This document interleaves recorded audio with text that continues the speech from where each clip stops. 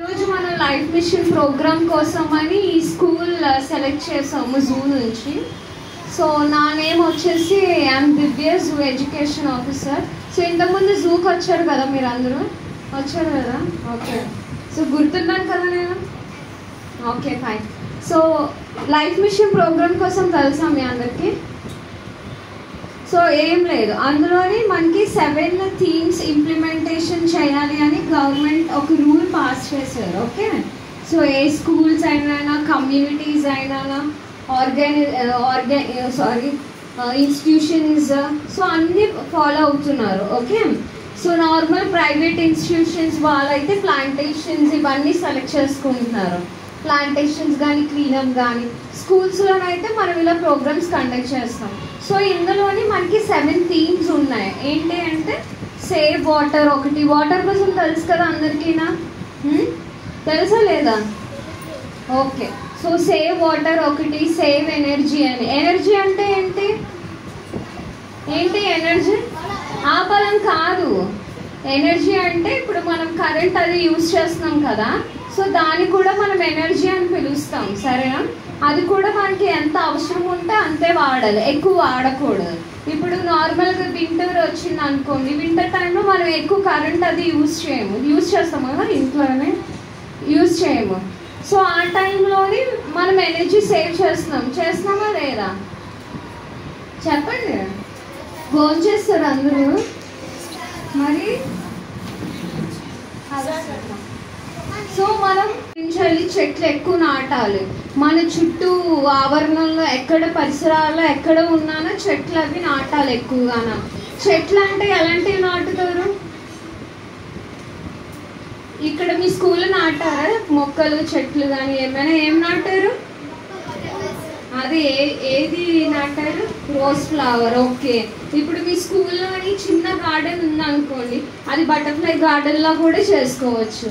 Just normal rose చెప్పారు కదా, రోజ్తోని ఇంకా మనకి కొన్ని మొక్కలు ఉంటాయి. కరివేపాకు మొక్క తెలుసు కదా మీకు? సో బటర్ఫ్లైస్ ఎక్కువ ఆ మొక్కకి ఎగ్స్ పెడుతూ ఉంటాయి. సో ఆ మొక్క మనం పెంచుకోవచ్చు. తర్వాత ఇలా కొన్ని 2-3 రకాల మొక్కలు ఉంటాయి. సో అవి మనం స్కూల్ గార్డెన్లోని ఒకటి కొత్తగా స్టార్ట్ చేయండి.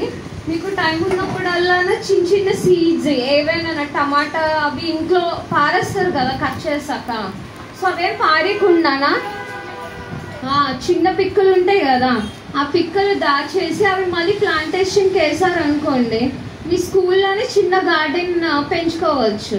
సో పెంచుకున్న తర్వాత ఏం చేస్తారు? ఆ గార్డెన్ నుంచి బాగా చూసుకుంటారు, నీళ్ళేస్తారు రోజున. సో దానికి వచ్చే పువ్వులు, తర్వాత వెజిటేబుల్స్ ఏమైనా ఉన్నాయనుకోండి, మీరు చక్కగా ఆడుకోవచ్చు. సో గార్డెన్ పెంచుతారా అందరూనా? పెంచుతారా? ఎప్పుడు చేస్తారు ఇది? రోజు చేస్తున్నారా? Very nice. ఈరోజు సాయంత్రం చేస్తారంట. ఓకే, సో ఇది ఒకటి. ఇంకోటి రెడ్యూస్ వేస్ట్. ఈరోజు మన టాపిక్ అదే. సో మన ఇంట్లోని చాలా వేస్ట్ రోజు అన్న ప్రెజెంటేషన్లో చెప్తాను, జస్ట్ నార్మల్గా వినండి. సో వెజిటేబుల్స్ అవి వస్తున్నాయి కదా, కూరగాయలు వస్తున్నాయా లేవా? సో మమ్మీ కట్ చేసిన తర్వాత పెట్టిన కూరగాయలు అవి ఏం చేస్తున్నారు? పారేస్తున్నారా? సో ఈసారి నుంచి అలా పారికండి. ఎండిపోయిన ఆకులు కానీ, ఎండిపోయిన ఆకులు ఫస్ట్ కలెక్ట్ చేయండి. కలెక్ట్ చేసుకుని ఇంట్లో పెట్టండి. ఈ కూరగాయలు ఏవైతే కట్ చేసి పెట్టారో అవి ఒక 2-3 డేస్ ఎండబెట్టండి. ఎండబెట్టిన తర్వాత ఎండిపోయిన ఆకులు ఒక బకెట్ తీసుకోండి. ఎండిపోయిన ఆకులు వేసి తర్వాత ఈ కూరగాయలు దాని మీద వేయండి. ఫుల్ కలిపేసి మళ్ళీ ఆకులు వేయండి. అలా చేయడం వల్ల వర్మీ కంపోస్ట్ ఒకటి తయారవుతుంది. ఓకే, ఏంటది? వర్మీ కంపోస్ట్ తయారవ్వగానే ఇప్పుడు మీరు స్కూల్లో గార్డెన్ చేస్తున్నారు కదా, సో దానికి మీరు అది యూటిలైజ్ చేయొచ్చు. అర్థమైందా? ఏమర్థమైంది చెప్పండి ఒకరు. చెప్పండి, పర్లేదు చెప్పండి. తప్పైనా కరెక్ట్ అయినా చెప్పండి. ఇక్కడ అందరూ మన వాళ్ళే ఉన్నారు. చెప్పండి. బట్టలు అవి వేసుకుంటున్నాం కదా, చిరిగిపోతూ ఉంటాయి. చిరిగిపోయిన వెంటనే ఏం చేస్తున్నారు? పారేస్తున్నారా?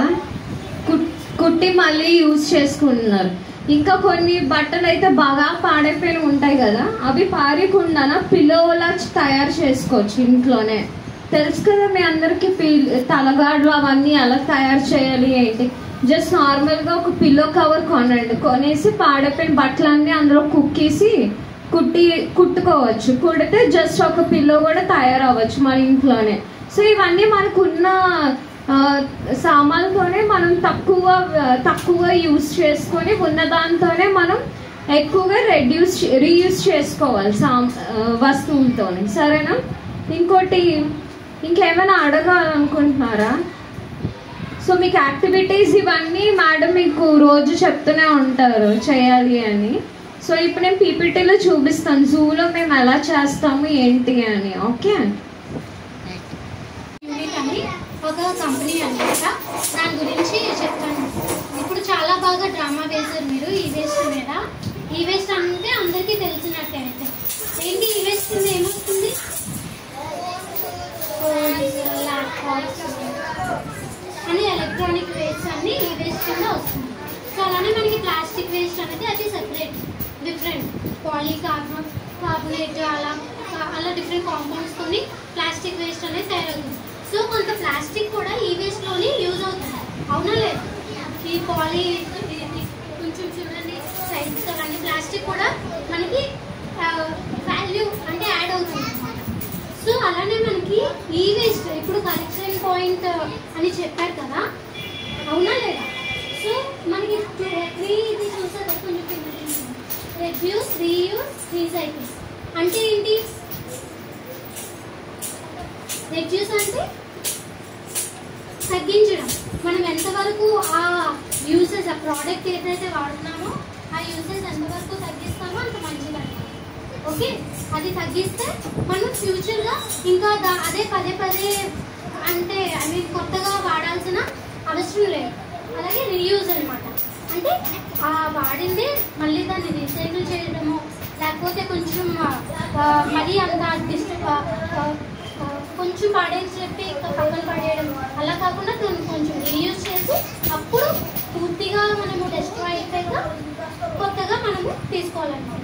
అదే కొత్తగా తీసుకునే ముందు మనం ఏం చేస్తాం? పాతవన్నీ ఇంట్లో ఉంచేస్తాం. ఇంట్లో ఉంచడం వల్ల మనకి ఏమైనా లాభం ఉందా? లేదు, లాభాల కన్నా మనకి